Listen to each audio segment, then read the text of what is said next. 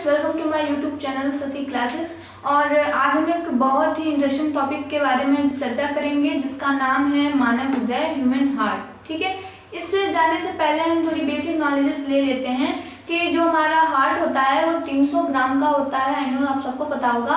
और इसके साथ साथ 1 मिनट में हमारा जो हृदय है वो 72 बार धड़कता है।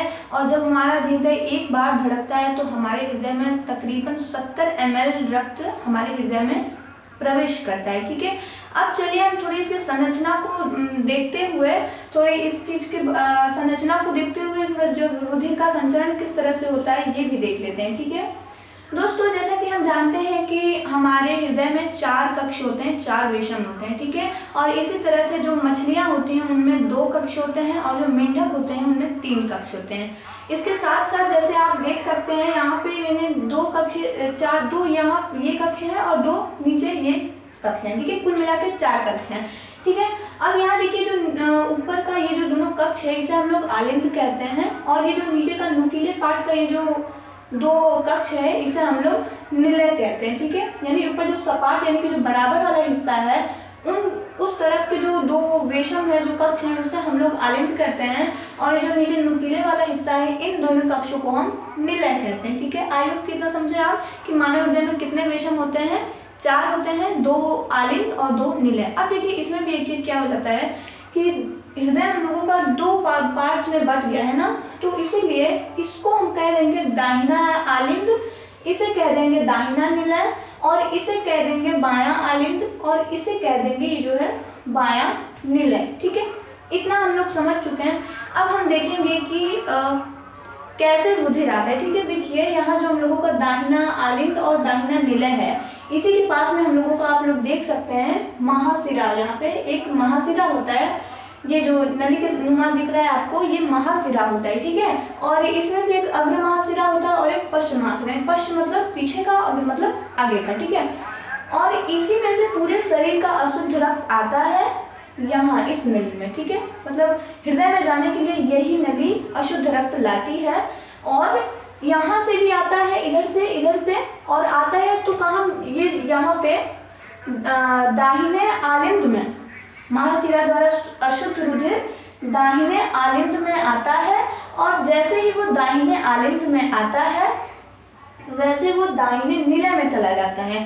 लेकिन दाहिने निलय में जाते जाते आप लोग देखे हैं तो ये बीच में एक वॉल्व की तरह होता है जिसे हम लोग ट्राइकस्पिड वॉल्व या फिर कपाट कहते हैं, ट्राइकस्पिड कपाट कहते हैं। ठीक है, अब जैसे ही दाहिने आलिंद से रक्त हम लोगों का दाहिने निलय में आता है तो बीच का एक वॉल्व होता है, वो ऐसे खुलता है और सीधे रक्त जो है वो नीचे चला जाता है, यानी कि निलय में चला जाता है। ठीक है, अब देखिए जैसे ही रक्त निलय में आता है, निलय का काम क्या है कि वो रक्त को पंप करता है। ठीक है, और पंप करने के साथ साथ ये सीधे रक्त को कहाँ भेज देता है, ये सीधे भेज देता है। ये यहाँ पे एक सिरा आप लोग देखिएगा तो ये फुसफुस सिरा है, यहाँ पे आप लोग देख सकते हैं ये फुसफुस सिरा है। ठीक है, ये फुसफुस सिरा क्या होता है, जैसे ही यहाँ से निलय ने इसे पंप किया रक्त को, ये फुसफुस सिरा में चला जाता है रक्त। और यहाँ पे बीच में एक यहाँ देखें तो वॉल्व होता है जिसे हम लोग पल्मोनरी वॉल्व भी कहते हैं। ठीक है, और जैसे यहाँ से पंप करेगा और ये पल्मोनरी वॉल्व से होते होते चला जाएगा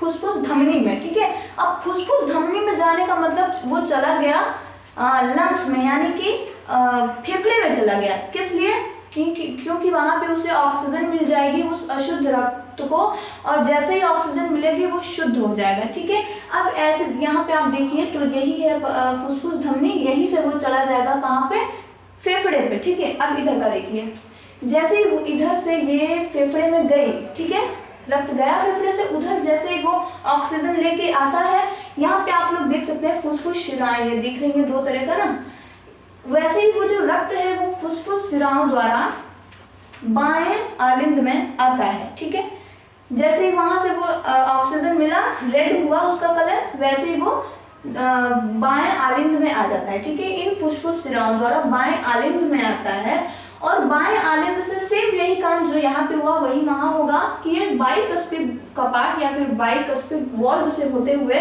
बाएं निलय में आ जाता है रक्त। ठीक है, और जैसे ये बाएं निलय में आता है वैसे ही बायां निलय इसे पंप करता है, यानी कि रक्त को पंप करता है और ये तुरंत पहुंच जाता है कहाँ, ये तुरंत पहुंच जाता है महाधमनी में, जैसे हम एरोटा भी कहते हैं, महाधमनी में पहुंच जाता है। ये आप लोग देखे हैं तो यहाँ पे देखिए महाधमनी, महाधमनी का मतलब कि जैसे ही महाधमनी में रक्त पहुंचेगा वो पूरे शरीर में वो रक्त पहुंच जाएगा, ठीक है।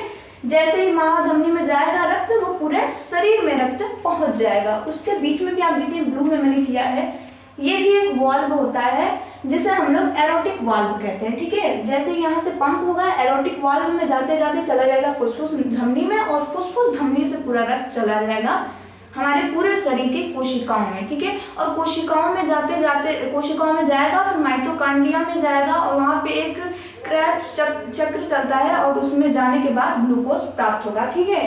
ये तो खैर अगले चैप्टर में हम आपको बताएंगे।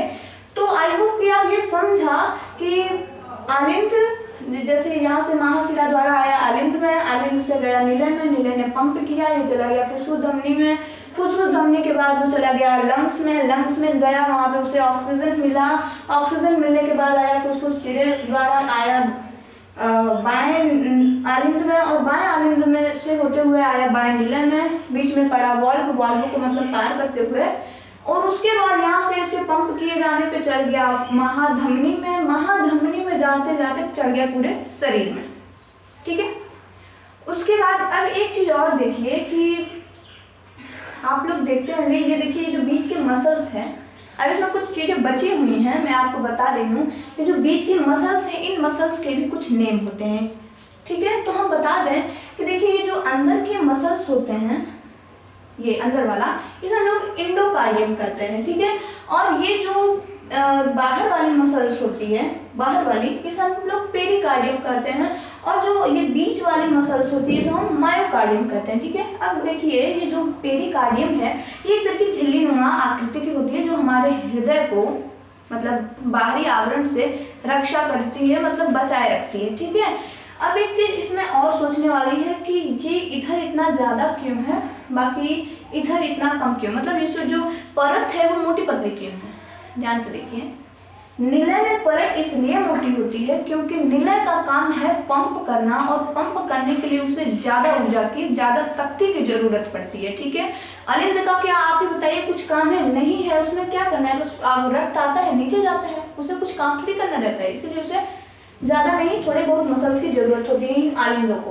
अब एक चीज़ और, निलय को जो ज़्यादा होता है तो यहाँ पे भी आप देखें तो सिर्फ इस जो बायां निलय है बस इसमें बस मोटी परत है, इसके अनुपात ये तो कम है इसके अनुपात में ना। अब क्यों, क्योंकि ये जो निलय है इसमें इसलिए मोटा मतलब इसमें पतला परत इसलिए है इसके अनुपात में क्योंकि इसे पंप करके सिर्फ बगल के फेफड़े में पहुंचाना रहता है, ठीक है। तो उसको उसने जरूरत नहीं है ऊर्जा की, लेकिन उसी के अनुपात में ये जो बायां निलय है, बायां निलय को थोड़ी जरूरत होती है क्योंकि उसे पंप करके महाशिरा में यानी कि पूरे शरीर में रक्त को पहुंचाना रहता है, ठीक है।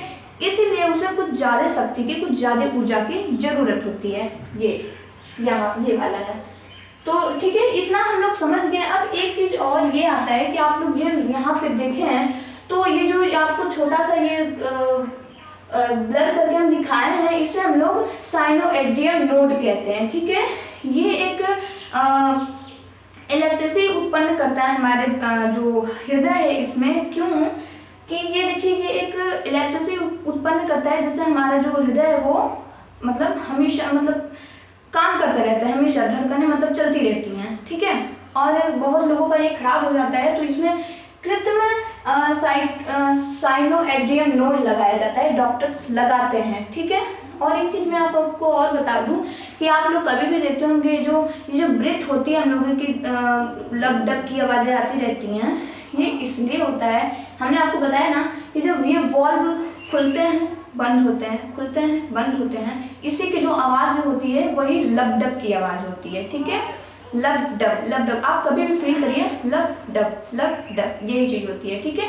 और एक चीज़ और बता दूं कि जो पहले नहीं होता मतलब होता है कि एक इंसान किसी दूसरे इंसान को अपना हृदय दे सकता है, इसकी खोज सबसे पहले डॉक्टर क्रिश्चियन बर्नार्ड ने की थी कि कोई एक इंसान दूसरे इंसान को अपना हृदय दे सकता है। इसी को सबसे पहले किसने? क्रिश्चियन बर्नार्ड ने की थी।